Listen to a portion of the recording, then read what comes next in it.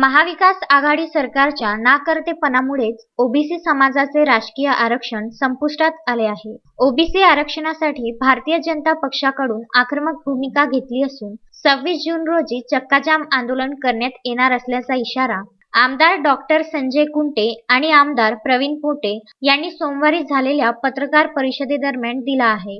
राज्यातील महाविकास आघाडीच्या हलगर्जीपणामुळे ओबीसींचे आरक्षण रद्द झाले आहे.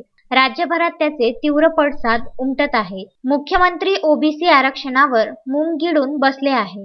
सरकारच्या निष्काळजीपणाचा फटका ओबीसी संवर्गाला बसला आहे. भाजपाने ओबीसी आरक्षणासंदर्भात राज्यभर आंदोलन करण्याचा निर्णय घेतला असून अमरावती जिल्ह्यात सुद्धा 26 जून रोजी चक्काजाम आंदोलन करण्यात येणार असल्याचे डॉक्टर संजय कुंटे यांनी सांगितले. राज्य सरकारची फेरविचार याचिका सर्वोच्च न्यायालयाने फेटाळल्याने ओबीसी समाजाचे राजकीय आरक्षण संपुष्टात आले आहे. केवळ राज्य सरकारच्या नाकर्तेपणामुळे ओबीसी समाजावर अन्याय झाला आहे. ओबीसी आरक्षणाबाबत महाविकास आघाडी एक नाटक कंपनी चालवित असून राष्ट्रवादीचे नेते आंदोलन करीत आहेत, तर काँग्रेस चिंतन बैठका घेत आहेत. शिवसेनेने शांततेची भूमिका घेतली असल्याचे डॉक्टर संजय कुंटे यांनी सांगितले.